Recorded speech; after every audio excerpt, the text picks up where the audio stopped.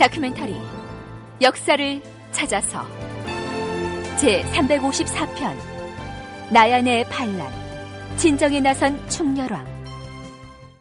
고려사의 기록에 나타난 대로라면 이 충렬왕은 군주로서 갖춰야 할 도를 제대로 갖추고 이행하는 현군은 못됐던 것처럼 보입니다. 가렴주구를 일삼는 부패한 관리에 둘러싸여서 정사를 망치기 일쑤였고, 민폐를 아랑곳 않고 사냥 행차에 집착하는가 하면 유희와 연락에 빠져서 헤어나지 못한 것처럼 기술되어 있습니다. 그런데 이러한 기록에 대해서 경북대 장동익 교수는 조선 초기에 고려사를 편찬했던 관리들의 의도가 강하게 개입되어 있다는 의견을 피력합니다. 조선왕조 초기에 고려사가 편찬될 때 성리학에 훈도되어 있는 편찬관들이 몽고 제국의 지배를 받은 이전에는 비교적 국가가 잘 운영되고 있었지만은 그 이후는 국정이 크게 문란하게 되었고, 그 결과로 새로이 천명 하늘의 명령을 받은 유덕한 사람, 곧 이성계입니다. 이성계가 즉위할 수 있다고 서술했습니다. 이것은 조선왕조 건국의 정당성을 확보하기 위한 기술에서 나온 것입니다. 그래서 충렬왕 이후의 역대 군주의 행적에 대한 기술이 부정적으로 기록되어 있습니다. 장동익 교수는 한 예로 조선 초에 태조 이성계와 그의 아들인 이방원이 군사훈련을 명목으로 걸핏하면 사냥행차에 나서서 무수히 민폐를 야기했는데도 불구하고 그들의 실록에는 그 행태를 부정적으로 기술한 대목이 한 문장도 없다는 점을 들고 있습니다. 그런데 이와 관련해 원나라 출신의 왕비인 제국대장 공주는 여러모로 분석해봐야 할 인물임에 틀림이 없습니다. 그는 대원제국 황제의 딸이라는 막강한 배경을 무기로 삼아 국왕을 능가하는 권세를 과도하게 행사하기도 했지만, 때로는 지금 온 나라가 비상한 상황입니다. 그럼에도 불구하고 전하께서는 내시와 악공들과 어울려 며칠째 음주감에 빠져 있습니다. 자고로 음악으로 나라를 잘 다스렸다는 말은 들어보지 못했습니다. 이제 그만 파하십시오. 추상 같은 직언으로 부군인 충렬왕의 방탕을 질책하기도 하고, 자신이 직접 문제가 있는 관리를 불러서 처벌을 하기도 합니다. 사실 충렬왕은 몽고와의 장기간에 걸친 항쟁 가운데 강화도에서 성장하기 때문에 평상시의 여러 제왕들과는 달리 유교적 소양 교육을 충분히 받을 여유가 없어서 군주로서 갖춰야 할 품성을 제대로 구비하지 못했다고도 추측할 수 있습니다. 이에 비해서 몽고 공주가 늘 왕에게 간쟁하는 것은, 이 사람은 쿠빌라의 딸 아닙니까? 그 몽고족이라고 해서 불황무시한 건 아닙니다. 그 사람들은 철저하게, 또 쿠빌라이는 유학을 존중해서 합니다. 일단 이 사람은 충분히 왕비로서의 어떤 갖춰야 할 여러 가지의 조건을, 교육을 배워왔을 겁니다. 장동익 교수의 의견이 이러한데요, 한신대 김순자 교수의 의견은 약간 다릅니다. 그 당시에 몽골족 내지는 그 징기스칸 후예들, 그 황금시족에 있는 어린 그 10대 여성들이 그렇게 유교적인 정치 훈련을 받았으리라고는 생각되지 않습니다. 그러나 이 사람도 사리 분별력이 있고, 자기 아버지가 그 대원 제국이라는 큰 제국을 통치하기 위해서 정치인들을 어떻게 관리하는지, 혹은 정치의 명분을 어떻게 세우는지 하는 것을 보고 들었다는 점도 얘기를 할 수가 있고요. 그 다음에 아마 고려의 왕비라는 자리가 돼서 내가 이 그 원나라 제국의 지방 제후국에 내가 왕비의 자리에 있으면서 내 남편이 어떠한 정치를 했으면 좋겠다, 이런 생각은 했었을 것 같습니다. 제국대장 공주는 17살에 고려의 왕실로 시집을 왔는데요, 아무리 원나라 황실에서 어린 시절을 보냈다고는 하나 정통 중국의 왕조가 아닌 몽골의 권력자 가문에서 자란 그가 유교적인 정치 교육을 제대로 받았다고 보기는 어렵다는 얘기입니다. 그러나 대제국의 황제인 쿠빌라이의 딸로서 고려 왕실과 정략적으로 혼인을 맺은 신분인지라 제후국의 왕비로서 어떤 역할을 해야 할 것인지를 인식하고 있었고, 그러한 인식이 때로는 충렬왕을 향한 쓴소리로 혹은 국왕 주변의 가신들을 향한 징벌로 나타난 것이다. 이러한 분석입니다. 충렬왕 12년 2월. 전하, 충청도 탈탈하선 이영주가 급전을 보내왔사온데 밀란이 일어났다고. 뭐라고? 뭐하라 했느냐? 이영주가 뭐라 알려왔는지 소상히 아뢰지 못하겠느냐? 예, 전하. 그러니까 충청도 탈탈하선 이영주가 전한 바에 따르면 강익명이라는 자는 한낱 평민 신분인데 갑자기 무리를 모아서 난을 일으킨 다음 영월현령 이순을 죽이고. 뭐라? 평민들이 난을 일으켜서 영월현령을 죽였다 했느냐? 하면 탈탈화손 이영주는 어찌 됐다 하느냐? 이영주는 아직 무사하다 하옵니다.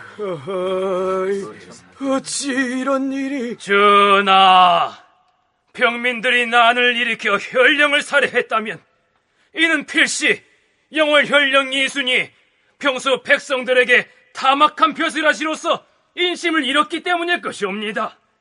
뿐만 아니오라 탈탈화손 이영주 역시 주민들의 원성이 자자한 자이온데. 이영주 그자는 공공연히 국서를 자칭하면서 영리들을 수탈하고 마음에 안 차는 사람들에게는 가혹한 형벌을 일삼아온 자이옵니다. 이번 사건이 수습되고 나면 탈탈화손을 소환하시어서 지금은 난을 일으킨 역도들을 토평하는 일이 우선인데 어찌 경들은 지방 현령을 죽인 반도들의 편을 들고 있는 것이오? 자, 이 사건에서 충청도의 탈탈화손 이영주가 중심인물인 것 같은데요. 우선 탈탈화손이 무엇을 이르는 말인지 살펴볼 필요가 있습니다. 충렬왕 4년 4월 원나라에 사신으로 갔던 장술룡이 돌아오다가 마침 원나라 조정에 입조하기 위해 국경을 향해 가던 왕을 만났는데 홍다구에 관한 소식을 아뢰었다. 장술룡은 홍다구가 황제에게 고려의 전라도에 탈탈화손을 두도록 건의하였으나 황제가 허락하지 않았다고 말하고, 충렬왕 6년 12월에 조인규와 인후가 원나라에서 돌아왔다. 왕은 조인규를 선무장군 왕견 단사관 겸 탈탈화손으로 임명하고 금패를 하사하였으며, 충청도 탈탈화손 이영주는 탐욕 포악하였으며 나쁜 짓을 일삼았으므로 백성들의 원망이 심했는데, 이처럼 원간섭기 이후의 고려사 기록에 탈탈화손이란 말이 자주 등장하는데요. 자, 우선 용어의 이해부터 먼저 해야겠죠. 고려사 등의 사서에는 한자로 벗을 탈자 둘을 겹친 다음에 벼화자에다 손자 손자를 써서 탈탈화손이라고 해놨는데요. 이것은 어디까지나 몽골말을 중국식 한자로 표기해 놓은 것이기 때문에 본디의 몽골 고유어로는 무엇이라고 했는지 그 정확한 어원을 알 길이 없습니다. 지금 우리와 함께 고려사의 이 시기를 함께 탐색하고 있는 한신대 김순자 교수는 톡톡호순 이렇게 칭하고 있고요. 경북대 장동익 교수는 툭타훌선이라고 발음하는가 하면 톡토하순 이렇게 칭하는 이도 있고, 혹은 톡타후선 이런 표기도 보입니다. 우리는 그냥 우리식 한자 발음인 탈탈화손으로 칭하도록 하겠습니다. 톡톡호순이 영로를 침해했다. 여기에 대해서 이제 반발했다라고 나옵니다. 이것을 이해를 하기 위해서는 그 원나라의 잠치제도라는 것을 이해를 해야 합니다. 그 잠치제도는 조선시대 얘기를 하면 그냥 이제 그 역에다가 파멸만 설치해 놓고 관리들이 이동할 때 그 이제 말도 공급해주고 하는 그걸 얘기하는 것입니다. 원나라는 전 세계를 정복하고 나서 교통통신망을 장악하기 위해서 모든 지역에 이제 역을 설치를 하게 했습니다. 그걸 이제 잠치라고 이렇게 얘기를 합니다. 그러면 그 역을 관리하는 사람이 필요합니다. 그래서 그 잠치에 파견해 둔 관리를 톡톡호순이라고 합니다. 고려가 몽골의 지배하에 들어가면서 몽골의 강요에 의해서 새로 생긴 역참제도라는 얘기입니다. 정효근이 2007년도에 역사와 현실에 발표한 고려 영로망 운영에 대한 원의 개입과 그 의미라는 논문에 수록된 내용의 일부를 소개하면 이렇습니다. 잠치라고 불렸던 대몽골 제국의 역전 제도는 유라시아 대륙을 아우르는 제국의 안정적인 경영을 위한 필수적인 장치였다. 역참이라는 표현은 잠치의 중국식 표현이라 할 수 있는데 30여 년간 지속된 고려 최씨 정권의 대몽 항쟁이 종료되면서 몽골과 고려 사이에는 화친의 논의가 이루어졌다. 역참의 설치는 원이 화친 성립의 조건으로 고려에 요구했던 육사 중의 한 항목이다. 따라서 몽골 제국의 적통이라 할 수 있는 원은 당연히 화친의 조건으로 고려의 원의 관리들이 공식적으로 이용할 수 있는 역참의 완비를 요구하였다. 고려는 일찍부터 개경을 중심으로 하는 독자적인 역제를 운영하고 있었지만 원과의 화친과 함께 원의 요구를 수용하면서 고려의 영노망은 원의 잠치 체계와 밀접한 관련을 맺게 되었다. 바로 이 잠치라는 몽골식 역전 제도에 따라서 역참의 관리를 책임 맡은 감사관이 바로 탈탈화손인 셈인데요. 그렇다면 탈탈화손의 임무가 무엇이었는지, 그리고 그들의 횡포가 어떠했기에 평민이 들고 일어나 난을 일으켰다는 것인지 한번 알아보기로 하죠. 사신 왕녀의 진이 거짓 사신도 많이 아니겠습니까? 이는 물품이 규정대로 지키지고 있는가를 검사하는 임무를 맡았습니다. 이들이 설치되어 있는 역참을 툭타훌선 참치라고 불렀습니다. 고려에도 마찬가지로 설치되어 있었는데 이들 툭타홀선이 조세와 공무를 횡령하여 치부하거나 자기가 챙기는 거죠. 이를 국왕과 건세가에 바쳐서 출세하려고도 하였을 것입니다. 그러한 과정에서 민중의 반발도 일어났을 것이고 툭타훌성을 사칭, 거짓으로 칭하여 밀란을 일으키기도 했을 것입니다. 조선왕조 후기에 암행의사가 곳곳에서 출토합니다. 대부분 가짜 암행의사입니다. 그렇다면 충청도의 탈탈화손 이영주는 어떤 사람이었을까요? 앞에서 이영주가 공공연히 국서를 자칭하고 다녔다라고 했는데요. 폐행열전에 올라있는 이영주전을 보면 이러한 대목이 나옵니다. 이영주는 초년에 승려가 되었다가 다시 속인으로 돌아와 양가 처녀에게 장가를 들어 아들 하나를 낳았다. 충렬왕이 세자였을 때 신을 만드는 제화공 김준재의 처가 얼굴이 곱다는 소문이 있어서 국내에 들여놓았는데 그때 벌써 임신 수개월이었다. 그 뒤에 딸을 낳았으므로 충렬왕이 친딸처럼 길렀다. 그런데 이영주가 본처를 버리고 그 딸에게 장가들었다. 그러니까 궁중에 들어와 있던 제화공 처의 딸을 아내로 취했기 때문에 이영주는 자신을 나라의 사위, 즉 국서라고 자칭했다. 이러한 얘기입니다. 그런데 바로 이 이영주의 비행과 탐학이 충청도 탈탈화손으로 있을 때 절정에 달했던 모양입니다. 이영주는 충청도 탈탈화손이 되었을 때 영리들을 심하게 침탈하였다. 또한 그때 영월 현령 이순도 역시 탐욕이 심하고 포악하였으므로 백성들의 원망이 심하였다. 이때 평민 강윤명이 들고 일어나 무사람들의 원망을 이용하였다. 너희들은 내가 누구인지 아는가? 나는 대원제국의 새로운 황제 폐하께서 고려의 백성들을 돌보라고 파견한 황제의 사신이다. 역참에서 근무하는 영리들은 들으라. 이곳 충청도 탈탈화손 이영주라는 자가 역참에 근무하는 영리들의 고열을 착취하는 악덕관리라는 소문을 들었다.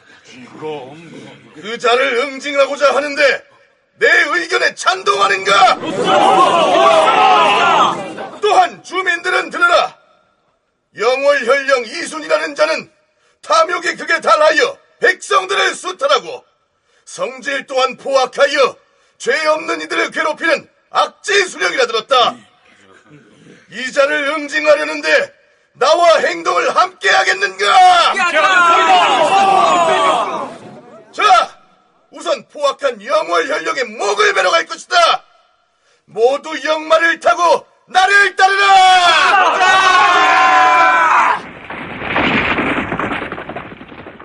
영마를 공적인 이유가 아니고 자기가 사적인 이유로 쓰는 경우도 있을 것이고, 아니면 주변에 있는 민호들로부터 많이 징발할 수도 있을 것이고, 이 이영주란 사람이 상당히 좀 악질적인 사람이었던 것 같습니다. 그러니까 농민들이 더 이상 못 참겠다, 그렇게 해서 이제 밀란을 일으키는 것이고요.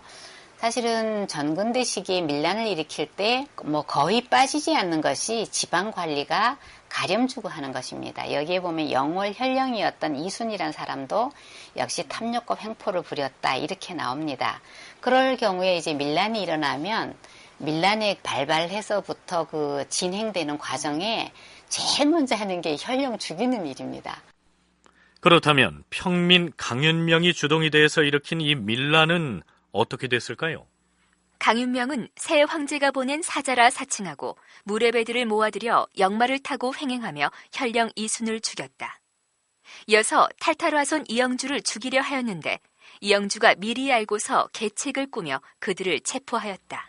결국 탈탈화손 이영주는 이 사건 이후로도 건재해서 오히려 여러 관직을 거친 다음에 상장군으로 진급을 하게 됩니다.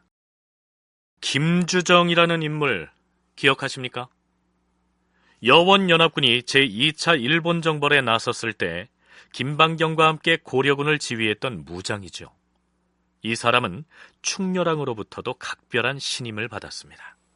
일본 정벌을 떠나기 전 충렬왕은 김주정이 장군으로서의 능력이 있다 하여 그를 만호로 임명하고 원나라의 중서성에 글을 보내서 그에게 호두패를 줄 것을 요청하였다.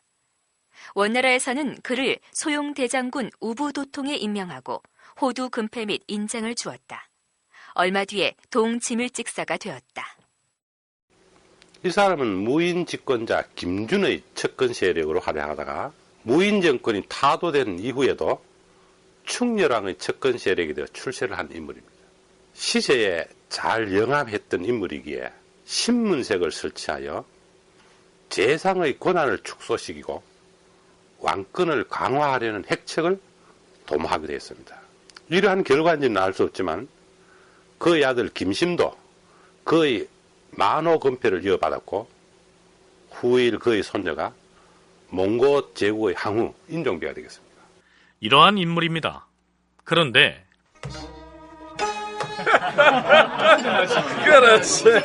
충렬왕 13년 2월 어느 날 왕이 신하들을 위해서 연회를 베풀었습니다. 당연히 김주정도 참여해 국왕에게 술잔을 올리게 됐죠. 주상 전하, 전하의 만수무강을 축원하옵니다. 신이 술잔을 올리겠나이다. 받으시옵소서. 받다마다 자 따르라. 예, 전하. 그렇지. 황공하옵니다, 전하. 이때 원나라 출신의 제국대장 공주가 김주정을 불러 세웁니다. 김공은 물러가기 전에 내가 묻는 말에 대답을 해야 할 것이오. 하문하시옵소서, 왕비마마. 그대의 아들 김심은 자기 아내를 구박하여 스스로 목을 메어 죽게 하지 않았소. 그랬다면 아비로서 응당 그 아들을 징계하였어야 하거늘 어찌 그리하지 않았소? 왕비마마, 호랑이도 자기 새끼는 잡아먹지 않는다 하였사옵니다. 김주정이 그렇게 말하자 공주가 심히 못마땅하게 여겼다. 왕과 공주 앞에서 물러나온 김주정은 턱을 괴고 졸고 있었는데 공주가 그것을 질책하였다. 김공은 지금 취한 것인가? 아니면 잠을 자고 있는 것인가? 저는 졸지 않았사옵니다, 마마. 뭐라? 여봐라! 김주정 저자를 당장 끌어내도록 하라! 공주가 크게 노하여 즉시 명을 내려 그를 끌어내리게 하고 그 다음날 관직을 파면하였다. 공주는 이 사건이 생기기 이전부터 사실은 김주정이를 좀 밉보고 있었던 것 같습니다. 그 열전에 보면 김주정이 그 아들이 이제 장가를 갔는데 아내를 핍박을 해가지고 부인이 이제 결국은 괴로워서 목매달아 자살했다는 기록이 나옵니다. 근데 이것을 공주가 알고 있었고 그래서 공주가 평상시에도 이제 김주정을 몹시 이제 밉게 봤다는 것입니다. 그 다음에 이 사람이 아마 그 호두군패를 갖고 해서 상당히 출세를 하고 해서 좀 국왕이나 공주 앞에서도 불손했던 것 같습니다. 그런데 그거는 공주가 용납하지 않는 것이지요. 흥미로운 것은 충렬왕이 황제에게 천거해서 받게 만들었던 호두 금패까지 빼앗아 버렸다는 사실입니다. 제국대장공주의 단호한 일면을 유감없이 보여준 사례였다. 이렇게 말할 수 있겠죠. 충렬왕 13년 5월 12일.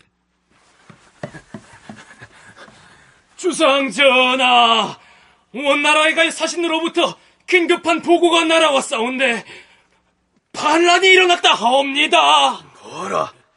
어찌 황제가 다스리는 나라에서 감히... 듣자 하니 반란을 일으킨 사람이 황족이기도 한 내한대왕이라 하옵니다. 뭐라? 내한대왕이면 우리 고려에 인접한 동방의 광활한 지역을 통치하고 있는 인물인데 그저 상국의 일이라고 구경만 하고 있을 수는 없지 않겠는가? 그러하옵니다. 시간을 지체하지 말고 어찌해야 할 것인지 신속하게 방침을 정해야 할 것이옵니다. 서두르시옵소서. 서두르는 것이 능사가 아니옵니다. 황제의 나라 내부에서 일어난 일에 자칫 잘못 개입했다가는 낭패를 당할 수도 있을 것이옵니다. 경은 무슨 말을 그리하는 것인가? 반란을 일으킨 당사자가 비록 막강한 권력을 가진 내한대왕이라 할지라도 황제에게 반기를 든 이상 우리는 대원제국 황제를 신속하게 지원해야 할 것이 아니겠는가? 과인은 장군 류비에게 군사를 주어서 역적 토벌을 원조할 것이다. 주상전하, 지금 우리는 첩보를 통하여 반란 소식을 접했을 따름이옵니다. 아직 원나라 조정으로부터 아무런 지침도 받지 못하였사옵니다.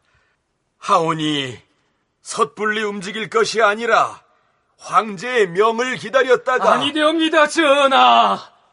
부모의 집에 변이 생겼는데 어느 겨를에 명을 기다리고 있겠사옵니까? 신속하게 군사를 움직여서 역적 토벌을 지원해야 할 것이옵니다. 일단 원나라 조정에 사신을 보내서 군사를 보내겠다는 우리 고려 조정의 의지를 전하도록 할 것이다. 그리고 군사들은 명이 떨어지면 곧 출병할 수 있도록 훈련을 시작하도록 하라. 전하, 서북면 국경에서 긴급한 보고가 당도했사옵니다. 무슨 내용인지 말해보라. 원나라에서 반란을 일으킨 내한이 우리 고려 출신의 반역자인 유초를 보내서 고려로 도망친 자기들 군인을 데려가려고 우리 영토로 도망와서 조사활동을 벌이고 있다 하옵니다. 군사를 파견하기 전에 반란 세력의 끈아풀 노릇을 하고 있는 유초, 그자부터 처치해야겠구나. 유초를 잡아주길 특공대를 선발하도록 하라.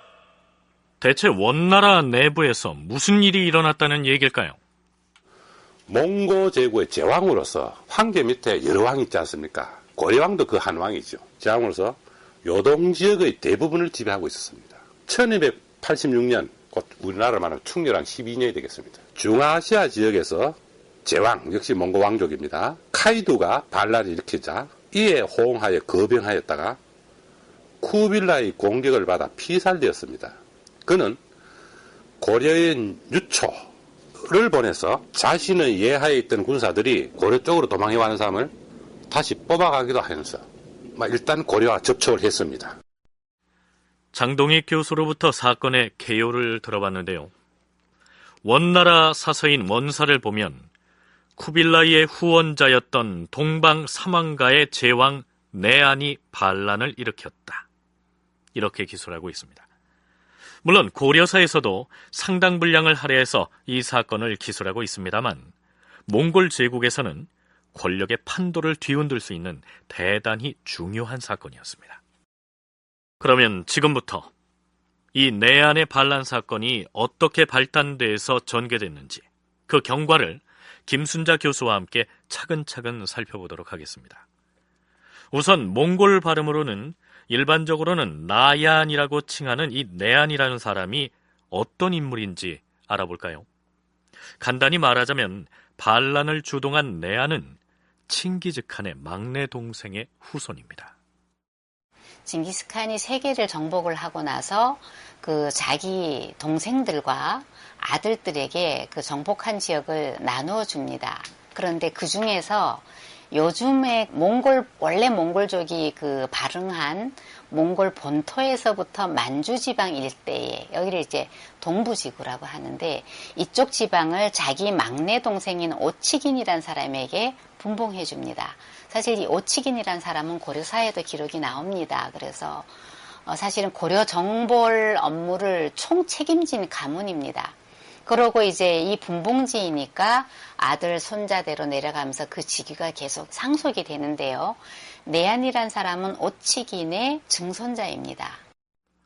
쿠빌라이가 동생이었던 아릭부케와의 치열한 다툼 끝에 승리해 황제의 지위를 계승한 내력을 간략하게 소개한 적이 있는데요. 바로 그 내안의 증조 할아버지인 오치긴 왕가는 이 황위 다툼 과정에서 쿠빌라이의 편을 들었던 것이죠. 쿠빌라이가 이제 황제가 되기 전에 자기 동생 아릭부게하고 황제 계승 전쟁을 벌일 때, 그 당시에 이 오치긴 왕가의 그 계승자가 고려사에도 나오는 고려사에서는 탑차라 대왕이라고 나옵니다. 몽골 발음으로 타가차르라고 읽는데 이 오치긴의 손자입니다. 근데 이 사람이 쿠빌라이 쪽의 섬으로 인해서 쿠빌라이가 황제 계승 전쟁에서 승리합니다. 그러니까 쿠빌라이에서 보면 상당히 고마운 자기 황금씨족의 구성원이죠. 그래서 쿠빌라이가 황제가 되고 중국을 완전히 정복을 한 다음에 이 오치긴 왕가에다가 새로운 지역을 다시 시급으로 더 떼줍니다.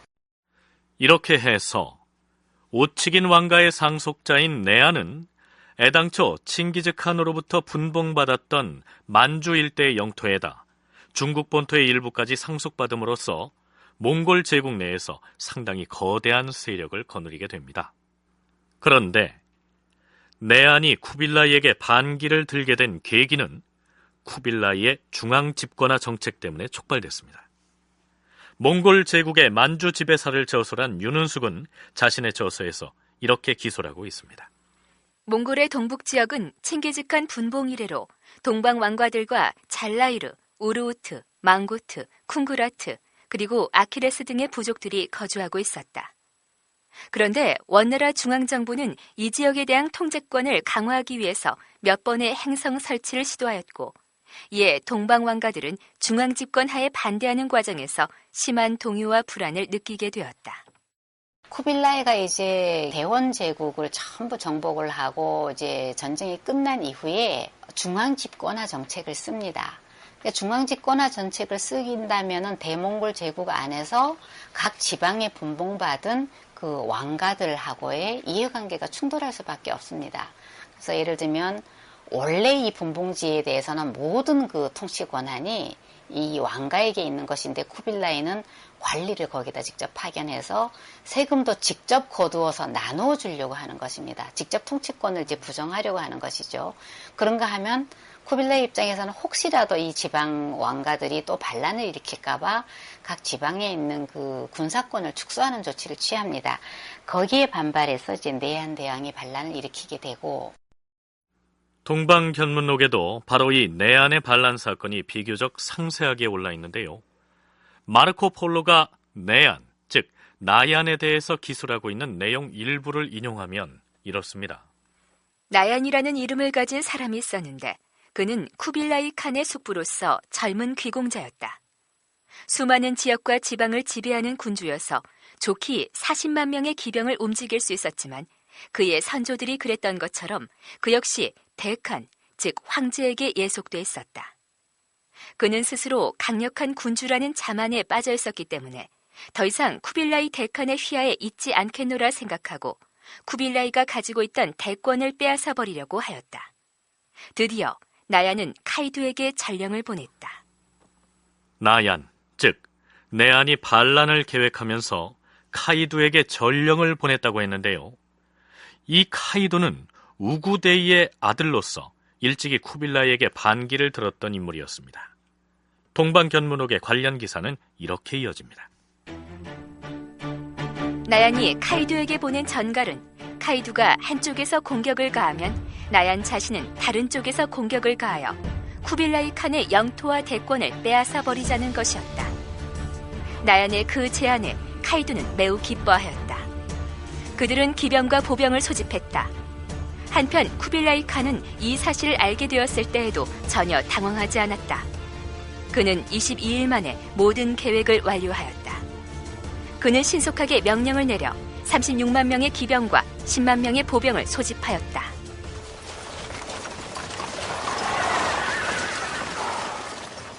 쿠빌라이 칸은 휘와 군사들과 함께 원정길에 나섰다. 그들이 나란히 40만에 달하는 군사들과 머무르고 있는 거대한 평원에 20일 만에 도착하였다. 그러나 적들은 그들이 온 것을 까맣게 모르고 있었다. 그들은 너무도 안심한 나머지 천막 주변에 경계병도 세우지 않고 있었다. 쿠빌라이 칸은 높은 구릉 위에서 4마리의 코끼리 위에다 설치한 목재 가마에 올라앉아 있었다.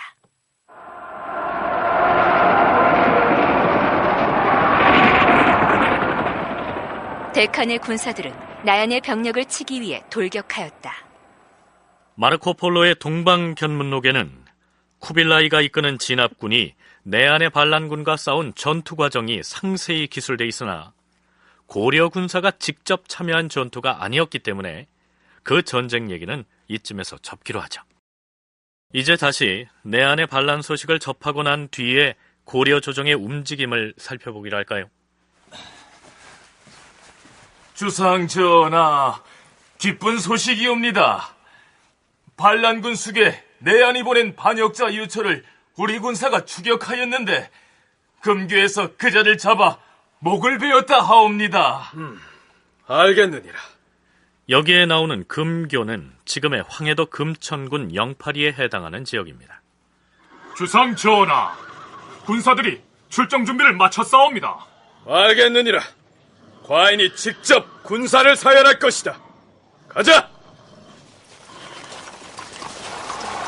왕은 군사를 직접 검열하였다. 또한 승리를 기원하는 제사를 지낸 다음에 김주정으로부터 빼앗은 호두패를 박지량에게 주어 좌익만으로 삼았으며 박구의 호두패를 라유에게 주어 중익부만으로 삼았다. 아니, 저기 있는 저자들은 어찌하여 과인이 출정의 채비를 점검하는 자리에 나와서 무엄하게 티격태격 말싸움을 하고 있는 것이냐? 주상 전하, 저들의 이름은 이보와 이성이온데 군사 계급은 대정이었고 서로 형제간이옵니다. 형제라 하였는가? 그러하옵니다. 한 가정에서 두 형제를 모두 전쟁터에 나가도록 징발했단 말인가? 아니옵니다. 집에는 늙은 어머니가 있으므로 한 사람만 나오라 하였는데 형은 아우가 집에 머물러서 어머니를 모시라 하고 아우는 형이 어머니를 봉양해야 한다면서 한사코 다투는 바람에 목숨이 어찌 될지 모르는 전쟁을 앞두고 어찌 효성이 저리도 지극할 수 있단 말이냐? 여봐라, 저들 형제를 모두 집으로 돌려보내서 함께 노모를 봉양하게 하라. 고려사 자료에는 이러한 미담 기사도 실려 있습니다. 그건 그렇고 이번 나얀 반란군을 도평하는 전쟁에는 과인이 친정에 나설 것이다. 충렬왕은 그 자신이 몸소 군사를 이끌고 정벌에 나서는 친정을 선언합니다. 제2차 일본 원정 때 정동행성의 장관을 맡아서 일본으로 떠나는 군사를 마산으로 내려가 사열한 적은 있었으나 그것은 어디까지나 행정적인 책임자였지요. 그런데 원나라 내부 반란을 진압하는 전투에는 국왕 자신이 직접 군사를 이끌고 친정을 하겠다고 나선 것입니다. 원나라 조정으로부터 군사 지원을 요청받은 상황도 아니었는데 자진해서 군사를 파견하겠다고 나선 그 배경이 궁금하지 않습니까? 장동익 교수는 고려가 처한 이 시기를 원나라의 정치적인 간섭 아래 놓여 있었다는 의미의 원간섭기 정도로 인식해서는 이해하기가 어려운 상황이라고 얘기합니다. 이러한 입장에서 본다면 충렬왕이 몽고 제국이 군사를 요구하기도 전에 친정에 나선다는 것은 주목될 수 있는 사실입니다. 왜 그렇겠는가? 그런데 과연 이 시기가 양국이 거의 대등한 그런 시기였을까요? 몽고 제국의 군사력에 압박되어 멸망위기에 처했다가 겨우 살아남은 국가가 고려 아니겠습니까? 게다가 충렬왕은 쿠빌라이의 사이가 아닙니까? 그렇다면 제후국이고 부마국인 고려의 입장에서는 당연히 천자국이고 장인의 나라인 몽고 제국의 변란을 앉아서 보고 있을 수만은 없었을 것입니다. 제후국이고 부마국인 고려가 상국인 원나라가 내분의 경랑을 겪고 있는 터에 팔짱 끼고 구경만 하고 있을 처지가 못됐단 얘기죠. 김순자 교수 역시 비슷한 견해를 피력합니다. 대원제국의 황제인 쿠빌라이 칸에게 충성을 보여야 한다는 필요성이 있고, 그런가 하면 개인적으로 보면 내가 부마로서 장인 나라가 곤란에 처했을 때 내가 뭔가 기여를 해야 한다라는 어떤 그 책임감 같은 걸 느꼈을 수도 있겠고, 사실은 고려라는 나라의 왕으로서도 어떤 그 이러한 몽골 제국 안에 큰 사건에 뭔가 기여를 한다라는 것을 인정을 받아야만 그 이후에 어떤 고려의 국가적인 이익을 지킬 때 발언할 권한 같은 것이 주어지겠죠. 그래서 충렬왕 입장에서는 그런 두 가지 생각을 다 했던 것으로 보입니다. 국왕이 친히 군사를 이끌고 전장으로 나가려는 마당이었으니 왕비인 제국대장공주로서는 그 전송하는 마음이 예사롭지 않았겠지요. 더군다나 자신의 친정아버지인 쿠빌라이를 지원하기 위해서 출정하는 상황이라 제국대장공주의 충렬왕을 향한 마음이 애틋했을 것입니다. 그래서 친정에 나서는 주상 전하와 군사를 이끌고 나갈 장수들을 위하여 내가 연회를 베풀 것이니라. 허니 준비에 만전을 기해야 할 것이다. 제국대장공주가 환송연을 마련합니다. 그런데 이 환송잔치에서 또 한 차례 작은 소동이 벌어집니다. 왕이 친히 정벌에 나서려고 하니 공주가 양루에서 잔치를 베풀어 전송하고 겸하여 정벌에 나서는 장수들에게 위로연을 베풀었다. 자, 주상전하를 모시고 출정하는 여러 장수들에게 승리와 행운이 있기를 바랍니다. 자, 그럼 우리 왕비마마의 지극한 배려에 감사하는 뜻을 담아서 모두 술잔을 비웁시다. 황공하옵니다, 왕비마마. 황공하옵니다, 왕비마마. 그런데 바로 이 연회장에 늦게 도착한 장수가 있었습니다. 이번 원정을 앞두고 특별히 좌익만호로 임명된 박지량이었습니다. 공주가 잔치를 베푼 양루라는 것이 어떻게 생긴 누각인지는 알 수가 없는데요. 그 연회장에서 충렬왕은 누워 있었고 뒤늦게 도착한 박지량은 연회장의 코앞까지 말을 타고서 왔던 모양입니다. 박지량이 늦게 연회장에 나오면서 왕이 누워있는 줄도 모르고 말을 탄 채로 곧장 누각 아래까지 이르렀다. 그러자 왕이 노하였다. 박지량 내 이놈! 냉큼 말에서 내리지 못할까? 주상전하, 죽을 죄를 지었사옵니다. 모험하기 짝이 없구나. 박지량 내 놈의 관직을 석탈할 것이다.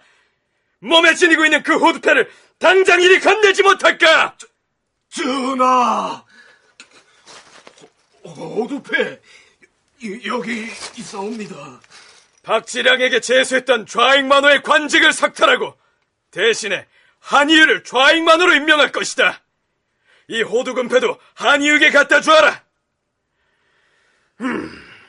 박지량 내 놈도 전쟁터에는 나가야 할 것이니 너의 만호 관직을 빼앗은 대신에 너를 부만호로 임명할 것이다.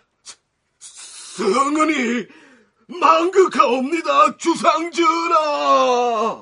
이 상황을 보면 조금 의아스럽습니다. 충렬왕은 자신의 신하 장수들을 원나라 황제에게 적극 천거해서 만호로 제수해달라고 요청하거나 혹은 호두패를 내려달라고 요구합니다. 따라서 고려의 무장들에게 만호라는 관직을 제수하거나 혹은 호랑이 형상의 금패를 내리는 것은 원나라 황제의 권한이라고 이해됩니다. 그런데 고려의 충렬왕은 자신의 마음대로 만호 관직과 함께 호두패를 하사하기도 하고 수틀리면 또 그것을 박탈해서 다른 사람에게 넘겨주기도 하는 모습이 나타납니다. 이거 어떻게 이해해야 할까요? 몽골 제국 혹은 이제 대원 제국에서 그 호두금패나 혹은 은패를 고려 관리 개인에게 준 것이 아니라 일괄 고려 국왕을 통해서 주는 것으로 되어 있었습니다. 그러니까 고려 국왕 휘하에 있는 관리들에게 이 금패를 주었다가 뺐다가 하는 권한을 충렬왕이 행사하는데 그것을 아마 원나라에서도 허용하고 묵인했던 것이 아닌가. 국왕 입장에서는 나에게 충성을 할 경우에는 그것을 주어서 그 사람의 명예를 더 올려주고 권한을 더 강화시켜주지만 나나공주에게 불충한다면 바로 그 징벌을 하는 것을 보여서 다른 관리들에게서도 충성을 유도할 필요가 있었을 것입니다. 본래는 황제의 이름으로 하사한 것이었으나 고려의 관리들에 대한 만호직 제수나 호두패 수여의 경우 충렬왕에게 그 재량권을 인정해 주었을 것이다. 김순자 교수의 의견이 그렇습니다. 그건 그렇다 치더라도 전쟁터로의 출정을 앞두고 연회장에 늦게 도착해서 결례를 좀 범했다고 해서 만호직을 삭탈하고 호두패를 빼앗아 다른 사람에게 준 것은 다소 경솔한 처사가 아니었을까요? 그러나 장동익 교수는 이 환송연에서의 박지량의 행태는 100번 벌을 받아 마땅하다고 얘기합니다. 어쨌든 내한의 반란을 진압하기 위한 고려의 지원군은 이제 출정 시간만 남겨두고 있었는데 아마도 보병에 비해서 기병의 수가 조금 모자랐던 모양입니다.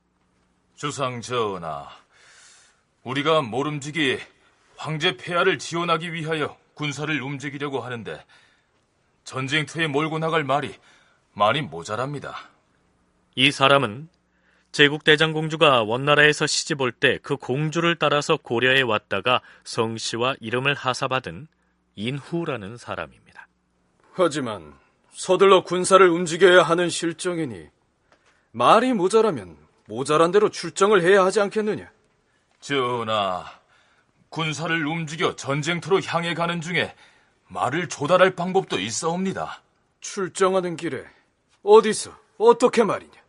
도중에 길거리나 민가에서 말 가진 자를 보거든 모두 빼앗아서 징발하면 될 것이옵니다. 전하께서 친정하는 길인데 군사들이 민가의 말을 빼앗기로 누가 감히 항거를 하겠사옵니까? 뭐 그렇다면 그리하도록 하라. 실제로 전쟁터로 향하던 군사들은 닥치는 대로 민가의 말들을 강탈했는데 그 모습을 더는 두고 볼 수가 없어서 천호 고종수가 국왕에게 간언을 합니다. 주상 전하, 어찌 전하께서 친히 지휘하여 전장으로 향하는 군사들이 백성들의 마피를 마구 강탈하는 야만스러운 짓을 하도록 용인하실 수 있사옵니까? 이것을 방치하면 난동이 일어날 것이옵니다. 당장 멈추게 하시옵소서. 말겠느니라. 군사들에게 더 이상 민가의 마피를 빼앗지 못하게 하라.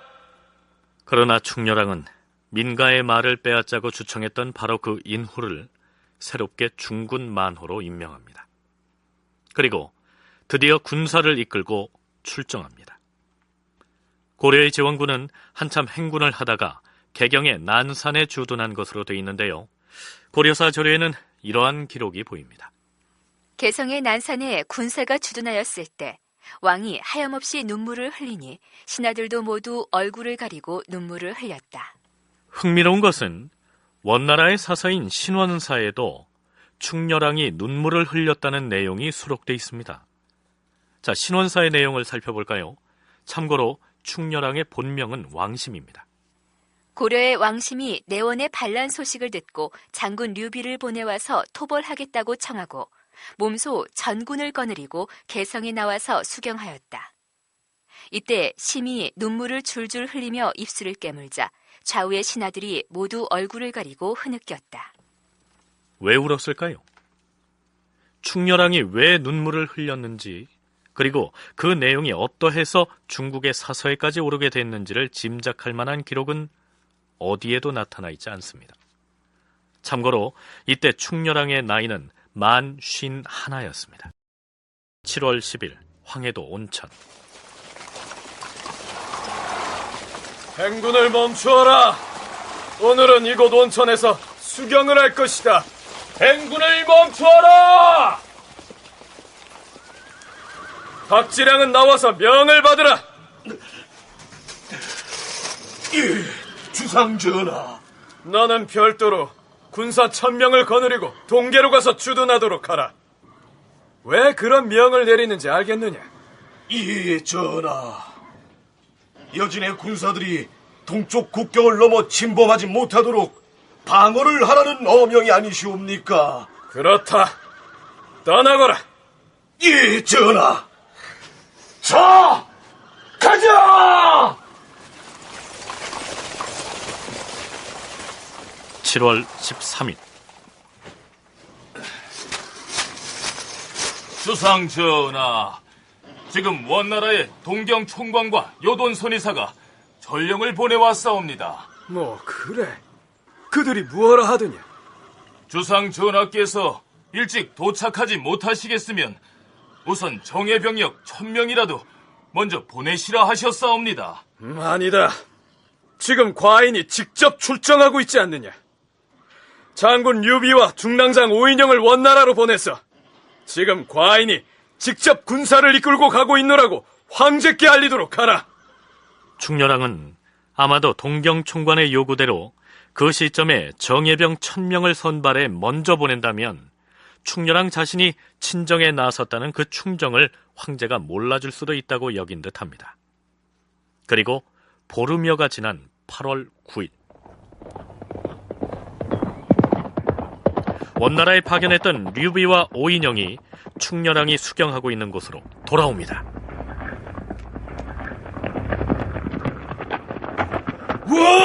와! 주상 전하, 원나라에 갔던 류비가 아니냐? 그래, 과인이 친히 군사를 이끌고 가고 있다는 사실을 제대로 전하였느냐? 예, 주상 전하. 하오나 군사들과 함께 국경을 넘을 필요가 없을 것이옵니다. 국경을 넘을 필요가 없다니, 그게 무슨 소리냐? 황제 폐하께서 친히 군사를 이끌고 가서 반란군을 토벌하고 그 수괴인 내안을 사로잡았다 하였사옵니다. 뭐라? 그렇다면 정녕 이제 반란군이 모두 토평됐단 말이냐? 그러옵니다. 황제 폐하의 군병들이 모두 황도인 영경으로 돌아와서 이미 군대를 해산시켰사옵니다. 폐하께서 조정에 입조하여 할애하시도록 전하께 전하라 하셨사옵니다. 그래, 황제가 과인에게 입조해 할애하라 하였단 말이냐? 그래, 알았다. 너희 두 사람 고생이 많았구나. 당장에 류비 너를 진급시켜 대장군을 삼을 것이며 오인영 너도 장군으로 승진시킬 것이다. 그러니까 7월 13일에 원나라의 동경 총관으로부터 정예병 1000명을 먼저 보내라는 연락을 받았으나 이미 전선에서는 상황이 종료되어서 6월 16일에 반란군에 대한 진압작전이 완료된 상황이었습니다. 동방견문록의 기록을 다시 인용하면 이렇습니다. 그들은 정말로 잔인하고 끔찍한 전투를 했다. 화살을 쏘아대자 마치 비가 오듯이 화살이 하늘을 덮어버렸다. 여기저기서 기병과 말들이 땅바닥에 나뒹굴었다. 특히 말들의 시체가 너무 많이 쌓여서 한쪽 군대가 상대방이 있는 곳으로 가기조차 힘든 지경이었다. 나얀과 그의 군사들은 더 이상 저항할 수 없게 되자 도망치기 시작했다. 그러나 아무 소용없었다. 나얀은 붙잡히고 그의 모든 신하들과 병사들도 무기를 내려놓고 쿠빌라이 대칸에게 투항하고 말았다. 쿠빌라이 대칸은 나얀이 잡혔다는 보고를 받고 그를 처형하라고 명하였다. 몽골 제국에서 황실내의 권력 다툼 끝에 죄인을 처형시키는 모습이 동방견문록에 자주 등장하는데요. 반란을 일으킨 내안, 즉 나얀의 최후 역시 마찬가지였습니다. 인용하자면 이렇습니다. 나얀을 카펫에 말아넣은 뒤에 여기저기로 거칠게 끌고 다녀서 죽였던 것이다. 그를 이런 방식으로 죽이는 까닭은 황제 일족의 피가 땅에 흐르지 않기를, 그래서 태양도 공기도 그것을 보지 않게 되기를 바랐기 때문이다. 앞에서 원나라 조정에 입조하라는 쿠빌라이의 말을 전해 듣고 충렬왕이 반색을 하면서 기뻐하는 모습을 소개했었는데요. 자, 연경으로 가자. 가서 황제를 만나야겠다.